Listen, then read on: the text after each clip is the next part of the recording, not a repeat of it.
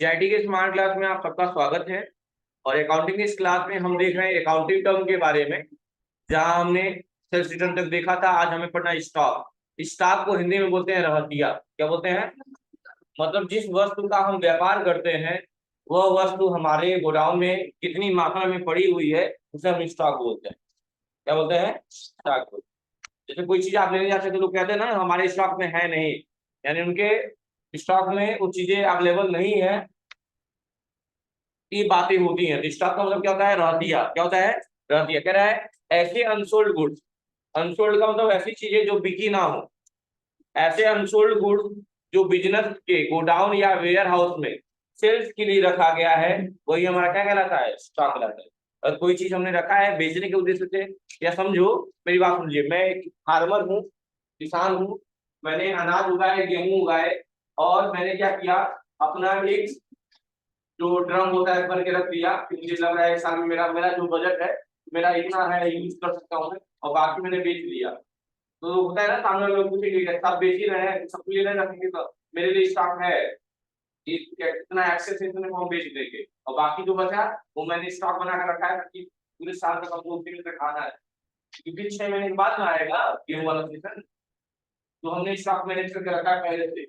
या आप देखते होंगे कि आपको पता चलने वाला है कि महंगाई बढ़ने वाली है, लोग एक पूरा बोरी आलू 3 लाख पहले रख देते हैं, वो स्टॉक मैनेज कर रहा है ताकि पूरा आ गया तो फिर ये चलेगा, क्योंकि आलू क्या है, आलू रेगुलर यूज वाला है, तो ऐसी चीजें आप रख सकते हैं जो रेगुलर यूज वाली। अब नमक नहीं खरीदेंगे आप एक पूरी, यूज वाली है रेगुलर, लेकिन उतना एक्सेस यूज नहीं है जितना आप है, लेकिन वही आलू, दाल, प्याज, ये सब चीजें पर डे कुछ ना कुछ ज्यादा मात्रा में, अधिक मात्रा में यूज होने वाली है, इसका स्टॉक आप बना। स्टॉक का मतलब अभी आती है। हाँ, आप बिजनेस कर रहे हैं ना, बिजनेस में क्या कहा गया है? जो अनसोल्ड गुड्स है, जो आपने गोडाउन या वेयर हाउस में स्टोर करके रखे हैं, फ्यूचर में सर्व करने के लिए, वही क्या कहलाता है? आपका स्टॉक। क्या कहलाता है?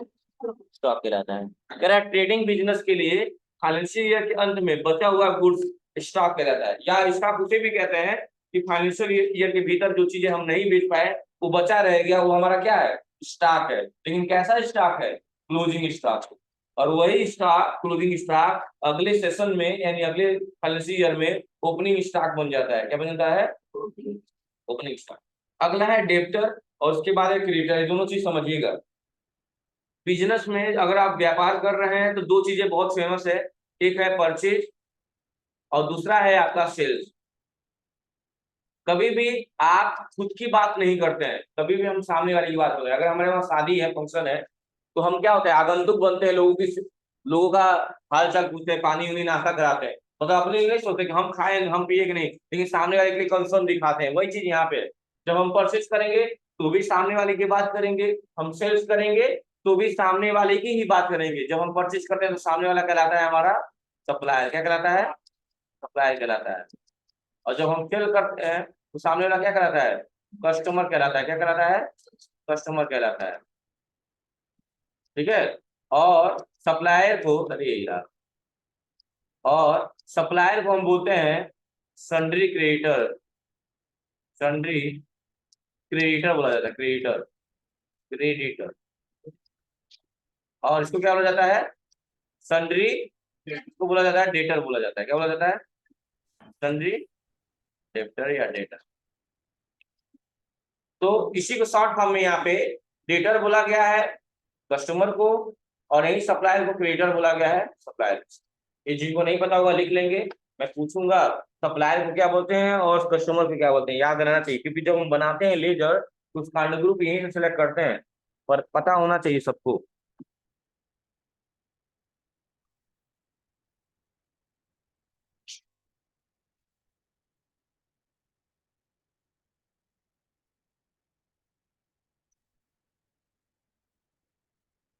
हो गया? देखो, क्रेडिटर को बोलते हैं लेनदार। लेनदार, हाँ, डेबिटर को लेनदार। आप खरीदते तो आपको कोई देता है, अच्छा आप जब परचेज करते हैं तो क्या करते हैं? खरीदते हैं, खरीदते तो आपको कोई देता है, तो इसलिए उसको देनदार कहा जाता है। और जब बेचते हैं आप तो लेनदार है, वो लेने वाला है। देनदार और लेनदार बोलते हैं।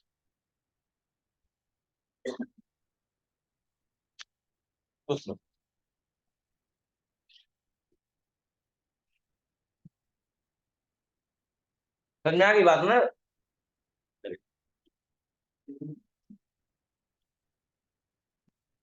तो कह रहा है वह बिजनेस या पर्सन जो हमारे बिजनेस पे क्रेडिट बेसिस पे गुड्स या सर्विस परचेज करता है, हमारे लिए डेब्टर कहलाता है। यानी जो हमसे परचेज कर रहा है, हमसे परचेज कर रहा है तो हमारे लिए क्या कहलाएगा, यानी हम सेल कर रहे हैं तभी ना वो हमसे परचेज कर रहा है।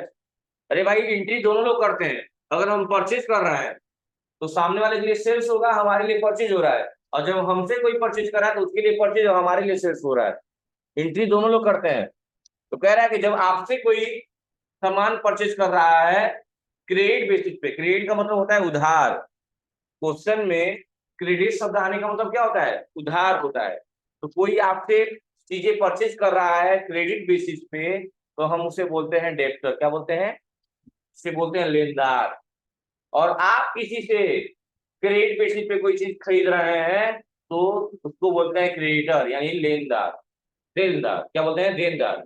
मतलब आप भी किसी से उधार खरीद सकते हो और आपसे भी कोई उधार खरीद सकता है, होता है कि नहीं होता है। तो जो आपसे खरीद रहा है वो डेब्टर है, और जो उससे आप खरीद रहे हो वो आपका क्रेडिटर है। समझ में आया कि नहीं आया। जिससे आप खरीद रहे हो क्या कहलाएगा, क्रेडिटर कहलाएगा, और जो आपसे खरीद रहा है डेब्टर कहलाएगा। समझ में आ गई बात ना। ठीक है। अगला है रिसीवेबल। रिसीवेबल मतलब होता है जो प्राप्त हो गया हो, और पेबेबल का मतलब होता है जो देने योग्य हो। तो जो देने योग्य है वो आपका दायित्व है, जो मिल गया है मिल रहा है वो आपका एसेट्स है। कह रहा है जो पैसा हमें किसी अन्य बिजनेस से भविष्य में पाना है वो कहलाता है अमाउंट रिसीवेबल, और जो पैसा हमें भविष्य में किसी बिजनेस को देना है वो कहलाता है पेबेबल। पेबेबल का मतलब जो देने योग्य हो। क्या होता है, जो देने हो गया, जो हमारे बिजनेस में बकाया हो, जो हमें भविष्य में किसी को देना हो वो पेबेबल कहलाता है, और जो हमें भविष्य में पाना है किसी से वो रिसीवेबल कहलाता है। रिसीव का मतलब प्राप्त होना और पेबेबल का मतलब देना। ठीक है। तो जो देना होता है वही दायित्व होता है, दो से देना दो से दायित्व, दिमाग में रखे रहिएगा। अगला है जर्नल। जर्नल की स्पेलिंग यहाँ G E N E R E L नहीं है, यहाँ G O U R N A L एल है। और जर्नल का मतलब होता है रोजनामचा। क्या होता है, यानी कि जिसमें रोजाना आप चीजों को नामांकित करें, वही सारी चीजें हैं। कल है जर्नल ट्रांजेक्शन को रिकॉर्ड करने वाली एक ऐसी बुक है जिसमें हम बिजनेस के ट्रांजेक्शन को रिकॉर्ड करते हैं। क्या करते हैं, बिजनेस के ट्रांजेक्शन को रिकॉर्ड करते हैं। इसे बुक्स ऑफ ओरिजिनल एंट्री कहते हैं। क्या कहा जाता है, बुक्स ऑफ ओरिजिनल एंट्री। पर एक सिंगल बिजनेस ट्रांजेक्शन को जर्नल बुक में रिकॉर्ड करने के लिए जर्नल प्रोसेस का तरीका होता है। जैसे कि दो एंट्रियां होती हैं, एक होती है सिंपल जर्नल एंट्री और एक होती है compound journal entry. Simple journal entry में दो अकाउंट इफेक्ट करते हैं, एक क्रेडिट और दूसरा डेबिट होता है, कंफर्म है।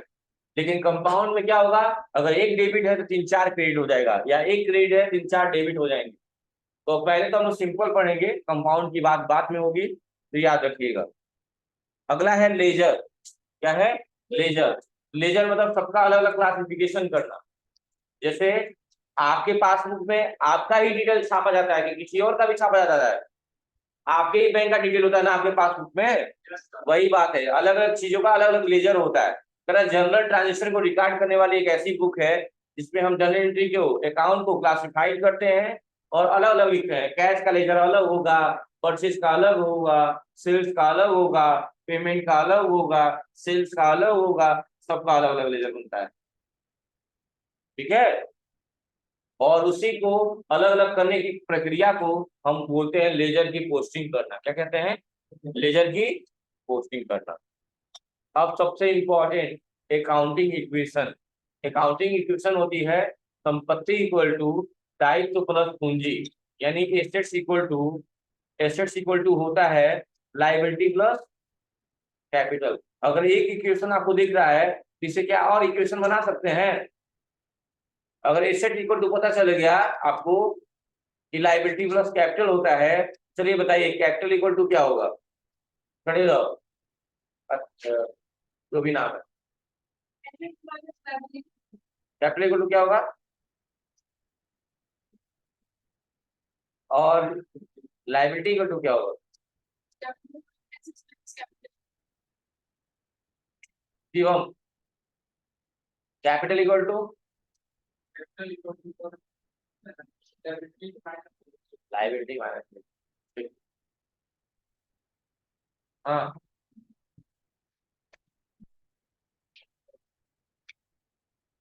कैपिटल इक्वल टू,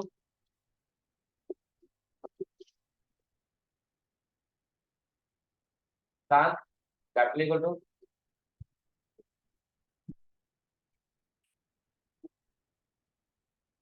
देखिए आप लोग मैथ में सब पढ़े होंगे, आपका सही था, मैथ में सब पढ़े होंगे। जब साइड चेंज हो जाता है तो उसका साइन भी चेंज हो जाता है। हमने पूछा कैपिटल इक्वल टू, इधर ही कैपिटल को छोड़ दीजिए, और लाइबिलिटी इधर है ना, लाइबिलिटी दूसरे घर चला जाएगा।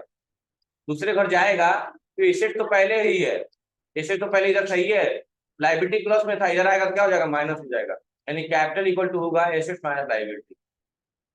ऐसे ही अगर लाइबिलिटी की बात करेंगे तो कैपिटल इधर आएगा, लाइबिलिटी इधर ही रह जाएगा, उसका हो जाएगा एसेट्स माइनस कैपिटल हो जाएगा।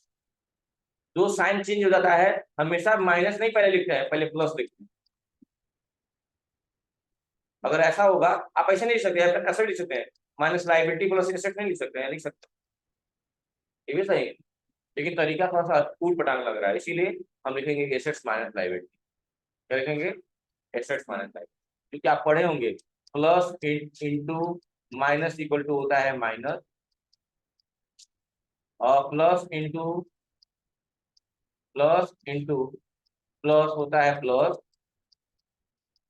माइनस इंटू प्लस होता है माइनस, और माइनस इंटू माइनस होता है, ये पढ़े होंगे आप। साइड चेंज करना बहुत आसान है, बस क्या करना है आपको, इसको साइन चेंज करिएगा, लाइबिलिटी को इधर लाएंगे तो इसके बाद ही आएगा, एसेट तो पहले प्लस में ही है, और माइनस प्लस के बाद लग जाएगा माइनस लाइबिलिटी कैपिटल इक्वल। ऐसे लाइबिलिटी रखना है तो लाइबिलिटी को इधर आने दीजिएगा, एसेट्स माइनस कैपिटल हो गया। ये तीन इक्वेशन बनेंगे, और यही हमारे बिजनेस के इक्वेशन होते हैं। संपत्ति इक्वल टू होता है दायित्व, और पूंजी को जोड़ देते हैं तो हमारा संपत्ति की वैल्यू हो जाती है। समझ में आ गई बात। इसी इक्वेशन पे सॉल्व करना है, हमें बहुत सारी चीजें, बैठ जाइए सब लोग। लिखा हुआ है अकाउंटिंग इक्वेशन, यानी कि अकाउंट का समीकरण दिया हुआ है। कह रहा है the relationship between the asset and liability, यानी रिलेशनशिप की बात की गई है एसेट्स और लाइबिलिटी की और कैपिटल की, can be explain in the form of equation. अगर इन तीनों को आप इक्वेशन के फॉर्म में एक्सप्रेस कर पाते हैं तो उन्हें हम अकाउंटिंग इक्वेशन कहा जाता है। क्योंकि इन तीन चीजों के बारे में मैं स्टार्टिंग से जिक्र करते आया हूँ कि एसेट्स का नेचर डेबिट होता है, लाइबिलिटी का नेचर क्रेडिट होता है, और कैपिटल का नेचर भी क्रेडिट ही होता है। कई बार ये बात मैंने रिपीट की हुई। तो यही इसकी परिभाषा है। कह रहा है accounting to this equation assets of business are always equal to, यानी जो बिजनेस का एसेट्स है वो हमेशा बराबर होता है total of liability plus total capital, हमेशा बराबर होता है। इससे हम बोलते हैं बैलेंस शीट इक्वेशन। क्या बोला जाता है, बैलेंस शीट इक्वेशन। कोई दिक्कत है यहाँ तक। इस तरह की से हमारा जो अकाउंटिंग टर्म था वो खत्म हो गया, और आज से हम स्टार्ट कर रहे हैं अकाउंटिंग कॉन्सेप्ट। क्या स्टार्ट कर रहे हैं, पहला है मनी मेजरमेंट कॉन्सेप्ट। क्या है, मनी मेजरमेंट। क्यों कहा है, ये कह रहा है कि आप मनी मेजरमेंट कॉन्सेप्ट का मतलब आपको समझ में भी आ गया होगा। हम ऐसी चीजों की बात करेंगे जिनको आप मनी में एक्सप्रेस कर सके, जिन्हें पैसे में आप नहीं तोड़ पाएंगे, उनका आपको इसकी जगह वैल्यू नहीं है। अकाउंटिंग में आप उसी को रिकॉर्ड करेंगे जिसको आप मनी के रूप में एक्सप्रेस कर सकते हैं।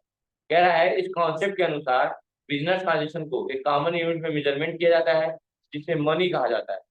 ऐसे ट्रांजेक्शन जिसे मनी के रूप में एक्सप्रेस किया जा सके या मेजरमेंट किया जा सके उसे ही बिजनेस ट्रांजेक्शन माना जाएगा। हम कोई ऐसा काम कर रहे हैं जिसमें पैसे की बात नहीं आ रही है, उसको आप ट्रांजेक्शन नहीं मानेंगे और ना रिकॉर्ड करेंगे। अगर हम उधार भी ले रहे हैं तो फ्यूचर में पैसा देंगे ना, यानी मनी के रूप में एक्सप्रेस हो रहा है कि नहीं हो रहा है। अगर ऐसी चीजें कर रहे हैं जिसको मनी के रूप में एक्सप्रेस नहीं कर पा रहे हैं तो उसे हम क्या बोलेंगे, उसे हम रिकॉर्ड नहीं करेंगे अकाउंट्स ऑफ बुक में, ना उसे बिजनेस का ट्रांजेक्शन माना जाएगा। जैसे कोई सेल्समैन किसी पार्टिकुलर दिन में कितने अमाउंट का गुड सेल्स करता है, यह रिकॉर्ड किया जाएगा। लेकिन वो उसकी संतुष्टि है या नहीं है, और संतुष्ट है या नहीं है, उस संतुष्टि को रिकॉर्ड नहीं किया जाएगा। आपने कितने का बेचा, ये रिकॉर्ड किया जाएगा, लेकिन आपकी संतुष्टि है या नहीं है उसको रिकॉर्ड नहीं किया जाएगा। जैसे आपने नाउन में पढ़ा होगा अनकाउंटेबल नाउन, जैसे फीलिंग्स, फीलिंग्स को काउंट कर सकते हैं? नहीं कर सकते, अनकाउंटेबल। तो वैसे ही वो चीजें जिनको आप मनी के रूप में एक्सप्रेस नहीं कर सकते हैं, उनको आप रिकॉर्ड नहीं करेंगे बुक्स ऑफ अकाउंट में। सिर्फ उन्हीं को रिकॉर्ड करेंगे जिनको आप पैसे में एक्सप्रेस कर पा रहे हैं, यानी कि मनी के रूप में दिखा पा रहे हैं। ठीक है जी, तुम ऐसे कैसे पढ़ोगे यार? तो ऐसी पढ़ाई कैसे होगी आपकी आखिर? नहीं समझ पा रहा। नुकसान आप ही को होगा, मान लीजिए मैं डांट दूंगा, बहुत होगा, पनिशमेंट दे दूंगा, ये ना, लेकिन बेनिफिट या लॉस जो भी है आप ही का है, बैठ जाइए। ठीक है, यहाँ तो कोई दिक्कत है बाबू आप लोग को? हाँ, यानी कि बुक्स ऑफ अकाउंट में किसकी एंट्री होगी? जिसको आप मनी में मेजर कर पाएंगे। जिसको मेजर नहीं कर पाएंगे मनी में एक्सप्रेस से, एंट्री नहीं होगी। वही एक एग्जांपल दिया है कि कोई भी आपका सेल्समैन कितने का सामान बेचा है, इसको आप रिकॉर्ड करेंगे कि संतुष्टि है या नहीं है, इसको रिकॉर्ड नहीं करेंगे। बताओ कुछ कहना चाहते हो शिवम? बताओ तब। सेवा मतलब क्या है? सेवा नहीं आए, सेवा का बदला अगर कुछ भुगतान हो रहा है तो आएगा। जैसे मान लो मैं एडवर्टाइजिंग सर्विस कर रहा हूँ, मैं तो एडवर्टाइजमेंट बेच रहा हूँ। आपकी कोई कंपनी है, आपने मुझे 10 लाख दिया कि चलो आप सर्विस मेरा एडवर्टाइजमेंट करा दो, 10 लाख रुपया दिया, मैंने तो आपको सेवा दे रहा हूँ ना, प्रचार का सेवा दे रहा हूँ, उसके बदले आप मुझे भुगतान कर रहे हैं, 10 लाख रुपया दे रहे हैं। तो इसको आप रिकॉर्ड करेंगे। लेकिन अगर मैं सेवा बिना पैसे के रूप में दे रहा हूँ, उस चीज को आप रिकॉर्ड नहीं करें। आगे समझ में? ठीक। यही बात यहाँ पे कहा गया है। जरा अगला है separate entity concept. Separate entity का मतलब है अलग अलग अस्तित्व होना। ये बात आप भी जानते होंगे कि हर दुकान या हर बिजनेस में आपने देखा होगा कि व्यापार के मालिक का, व्यापार के मालिक का और व्यापार का अलग अलग अस्तित्व होता है। सही बात है गलत है? दोनों का अलग अलग अस्तित्व होता है।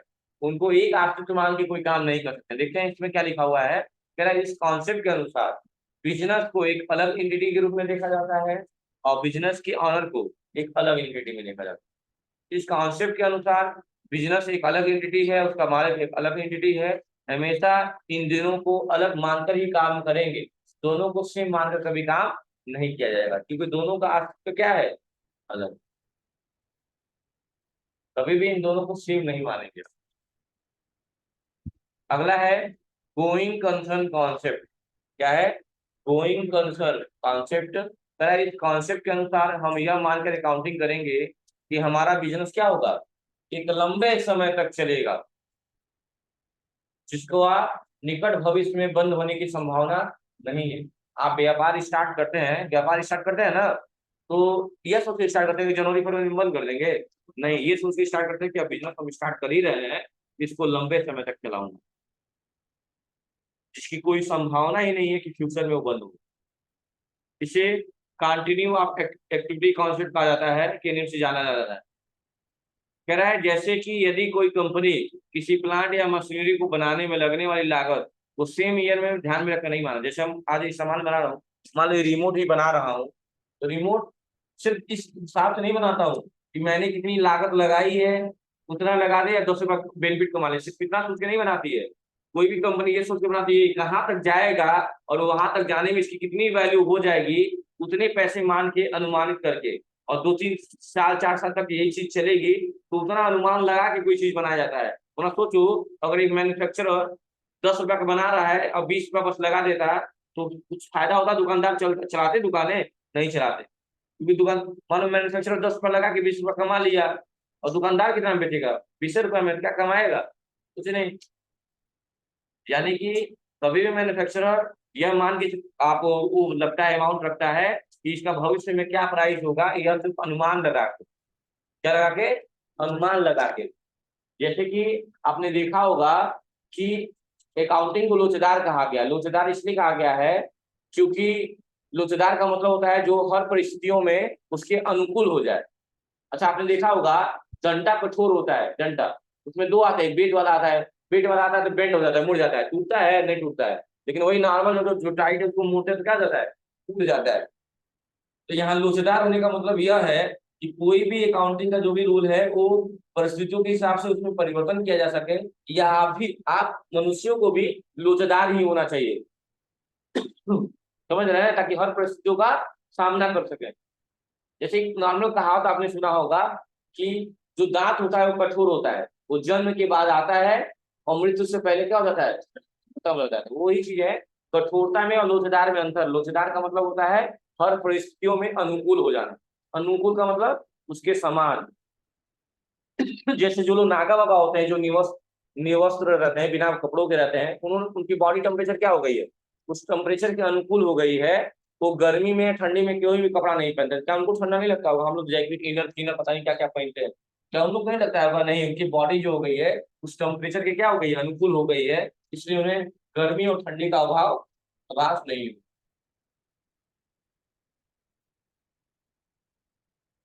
अगला कह रहा है कि जैसे किसी यदि कंपनी को कोई किसी प्लांट या मशीनरी को बनाने में लगने वाली लागत को सेम ईयर को ध्यान में रखकर नहीं बनाया जाएगा, बल्कि यह एज्यूम करके बनाया जाएगा कि इस प्लांट एंड मशीनरी का प्रयोग बिजनेस में द्वारा लंबे समय तक किया जाएगा, उसके हिसाब से सब चीज होती है। अगला है कॉस्ट कॉन्सेप्ट। क्या है? यानी लागत कॉन्सेप्ट की बात की जाएगी। तरह इसे हिस्टोरिकल कॉस्ट कॉन्सेप्ट भी कहा जाता है। इस कॉन्सेप्ट के अनुसार किसी भी एसेट्स को बुक्स ऑफ अकाउंट में ओरिजिनल कॉस्ट मार कर ही रिकॉर्ड किया जाएगा। मतलब जितना बेचे उतना रिकॉर्ड करेंगे आप। जैसे कि यदि हमने किसी फर्नीचर को 50,000 में खरीदा है, तो 2 साल बाद में उसे रिकॉर्ड करेंगे तो 50,000 मान के ही रिकॉर्ड करेंगे। समझ रहे हैं ना? क्योंकि बिलिंग हमेशा एग्जैक्ट प्राइस पे होनी चाहिए जितने का आप सेल कर रहे हैं। वही बात का है, कॉस्ट कॉन्सेप्ट में ये देखा जाता है कि अगर कोई चीज हमने 50,000 में खरीदा है, तो ओरिजिनल कॉस्ट मान के 50,000 पे ही एंट्री करेंगे अपने में, ये नहीं 70 दिखा दे। ठीक है। इसके बाद है आपका अगला डुअल एस्पेक्ट कॉन्सेप्ट। डुअल का मतलब दोहरा।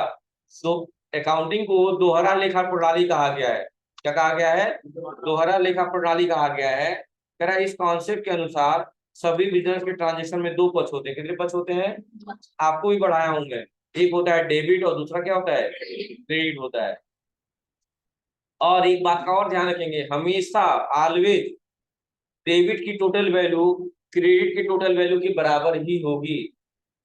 हमेशा डेबिट की टोटल वैल्यू क्रेडिट की टोटल वैल्यू की क्या होगी? बराबर होगी। जैसे अगर हम परचेज कर रहे हैं 5,000 का, अगर हम परचेज कर रहे हैं 5,000 का, 5,000 का मान लो परचेज डेबिट है, तो हम कैश देंगे। कैश देंगे तो कैश क्रेडिट हो जाएगा। कैश में कितना देंगे? 5,000 देंगे। जितने का सामान है उतना पैसा देंगे। मान लो अगर डिस्काउंट भी हो गया 500 तो 4,500 रुपए में, 45,000 में, तो यहाँ भी 45,000 ही कैश देंगे। यानी कि जितना का डेबिट होगा उतने क्या क्रेडिट होगा। यानी हमेशा डेबिट का अमाउंट क्रेडिट के अमाउंट की क्या होगा? बराबर होगा। इन बातों का भी ध्यान देना है। यही है डुअल एस्पेक्ट कॉन्सेप्ट। हमेशा, क्योंकि इसके दो ही पक्ष हैं, एक डेबिट एक क्रेडिट, और हमेशा डेबिट का टोटल बैलेंस क्रेडिट के टोटल बैलेंस के बराबर होता है। विदाउट है।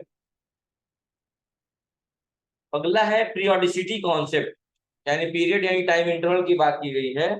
कह रहा है इसे टाइम इंटरवल कॉन्सेप्ट भी कहा जाता है, जिसके अनुसार सभी बिजनेस के इंटरप्राइजेस को एक निर्धारित समय के अंतराल के बाद फाइनेंशियल स्टेटमेंट तैयार करना होता है। लोग मंथली क्वार्टरली या एनुअली तैयार करते हैं, जो भी है। एनुअली करने में ही है कि बात बताइए, इस महीने का ट्रांजेक्शन करना आसान है कि 3 महीने का ट्रांजेक्शन करना आसान है? 1 महीने का, क्योंकि उस महीने में जो भी होगा, मान लो हमने इस कस्टमर को 5 रुपया छोड़ा था, वो लिखा नहीं है, इस महीने में करेंगे तो हो सकता है हमें याद आ जाए, लेकिन 3-4 महीने बाद साल भर बाद करें तो शायद ना याद आए। इसीलिए आपको मंथली करना ज्यादा बेहतर होता है। ठीक है। कहा है कि इसे टाइम इंटरवल कॉन्सेप्ट कहा जाता है, जिसके अनुसार बिजनेस इंटरप्राइजेस को निर्धारित समय के अंतराल के बाद फाइनेंशियल स्टेटमेंट तैयार करना होता है। इस कॉन्सेप्ट के अनुसार अकाउंटिंग पीरियड के अपेक्षाकृत शॉर्ट ईयर या क्वार्टर रखना चाहिए। क्यों शॉर्ट में रखा है, क्वार्टर रखा है? ताकि वो आपके लिए आसान हो जाए।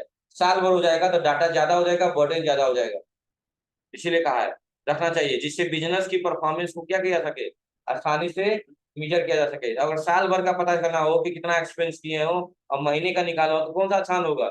महीने वाला। यही बात यहाँ पे कहा है। अगला है ऑब्जेक्टिव इविडेंस। इविडेंस का मतलब क्या होता है? गवाह। यानी इसका उद्देश्य क्या है कि आप बिजनेस कर रहे हैं तो उसका आपके पास लीगल एविडेंस होना चाहिए, गवाह होना चाहिए, या कागज पत्र आपका जो भी है होना चाहिए। कह रहा है इस कॉन्सेप्ट के अनुसार सभी बिजनेस के ट्रांजेक्शन को एविडेंस या सपोर्टेड बिजनेस डॉक्यूमेंट जैसे इनवाइस वाउचर के आधार पे वाउचर के आधार पे रिकॉर्ड रखना चाहिए। डॉक्यूमेंट ऐसे होने चाहिए जिसे कोर्ट ऑफ लॉ में क्या कर सके, प्रेजेंट कर सके, मतलब उसे कोर्ट को उस याचिका को खारिज न कर पाए, से एक्सेप्ट करे और माने कि हाँ आपका व्यापार सही और सुचारू रूप से चल रहा है, ठीक है, वो कोई इलीगल नहीं है। ये सारी चीजें हमारी समझ में आ गई बात ना। तो चलिए आज के लिए सिर्फ इतना ही, अगली क्लास में पढ़ेंगे और बड़ी सारी चीजें। अब आएगा कुछ दिन के बाद टाइप्स ऑफ अकाउंटिंग खत्म हो जाएगा, तो आएगा आपका टाइप्स ऑफ अकाउंट। क्या आएगा, बस इसके बाद यही है टाइप्स ऑफ अकाउंट, ये रहा पर्सनल, रियल, नॉमिनल, ठीक है।